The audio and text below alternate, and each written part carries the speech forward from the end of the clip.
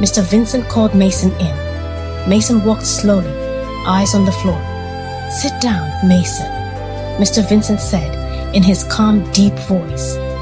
They sat quietly for a while. Then Mr. Vincent spoke. "I want to ask you something. When you take these things, how do they make you feel?" Mason hesitated. His lips trembled.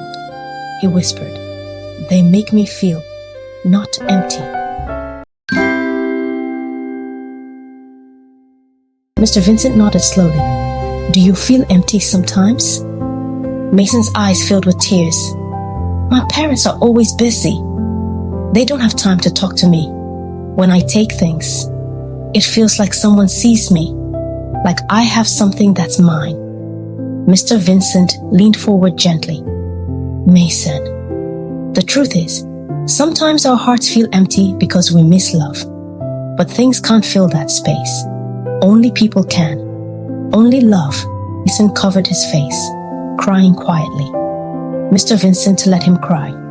He didn't scold him. He didn't shame him. He just sat there with him. Because sometimes silence heals more than words. Later that evening, Mason's parents received a call from Mr. Vincent. They were both shocked and confused.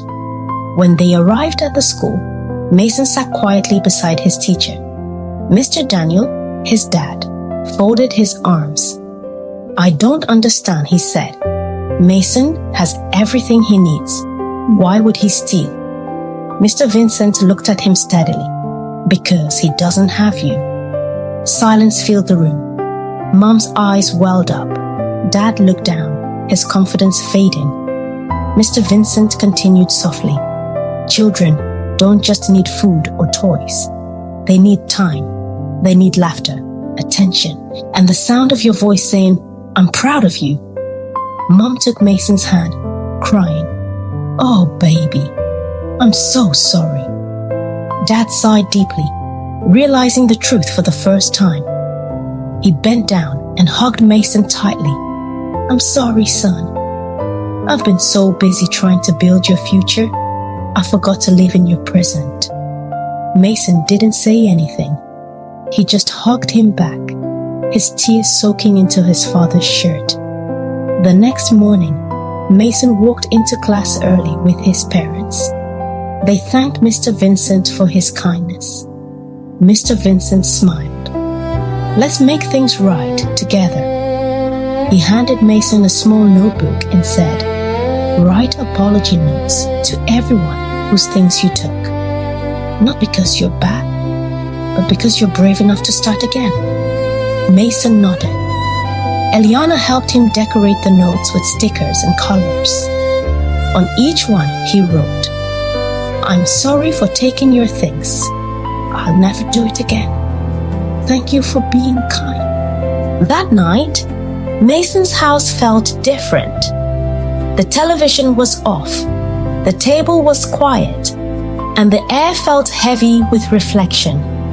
Mom was folding clothes when she noticed something under Mason's pillow. It was a small piece of paper folded twice.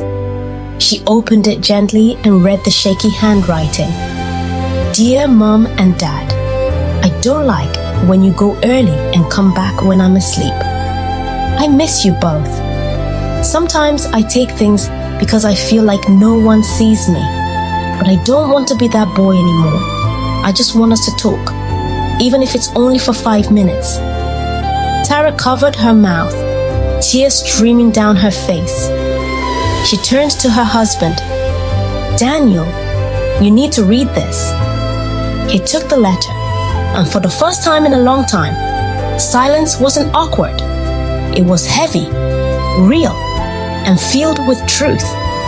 Mr. Daniel sat on the edge of the bed, hands trembling slightly. He looked at his wife. "Tara, we forgot the most important thing." The next day at school, Mason walked in, holding a small paper bag. He looked nervous, but determined. When Mr. Vincent gathered the class, Mason stood up and faced everyone. His voice was small, but honest. "I have something to say. Everyone turned to look at him. He took a deep breath. It was me. I took your things. I'm sorry.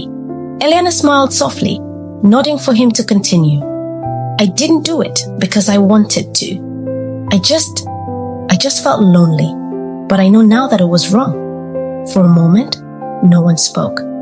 Then James, the one who'd lost his special pen, stood up. He looked at Mason, his expression unsure. And then, to everyone's surprise, he said quietly, "It's okay, Mason.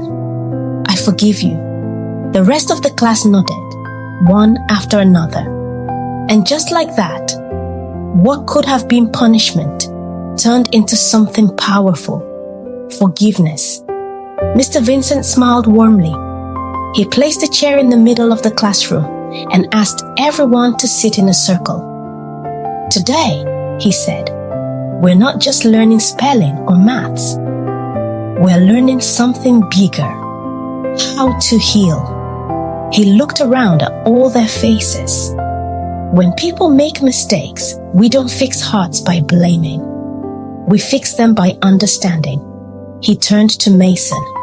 "Mason, you showed courage today, and courage is what changes the world." The children clapped softly. Eliana reached over and held Mason's hand. "Friends again?" she whispered. Mason smiled. "Friends forever." That evening, Mason's parents picked him up from school together. For once, neither was on the phone. Mason ran into their arms, his heart lighter than it had felt in weeks. His dad knelt down, looking him in the eye. "Mason," he said quietly, "you are more important than every project I'll ever finish." Mom nodded, holding them both. "And we'll make time for you, not just to talk, but to be there." Mason hugged them tightly, and for the first time, he didn't need to hide anything under his bed.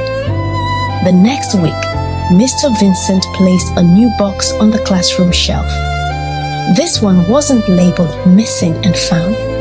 It read in bold, cheerful letters, "The sharing box." He smiled and said, "This isn't for lost things. It's for love. When you want to share something, a note, a small gift, or a kind word, drop it in here." Mason stepped forward first. He placed a bright orange crayon inside, Eliana's color. He looked up at her and smiled. "This one's for you." Eliana grinned and dropped a new crayon pack into the box labeled, "For Mason, you belong." The whole class clapped. As the bell rang and children packed their bags, the camera pans slowly toward Mason's desk. The sunlight filters through the window, warm and golden. His laughing, real laughter, as Eliana and James joke beside him. For once, Mason isn't the quiet boy in the corner. He's part of something. He's home. Sometimes, a child sticks, not because they want more things, but because they want to feel seen, heard, and loved. When we fill our homes with presents, we fill their hearts with peace. Every child's heart is a small garden. Water it with love, and it will bloom with goodness. But leave it dry with silence, and even the brightest child can lose their way.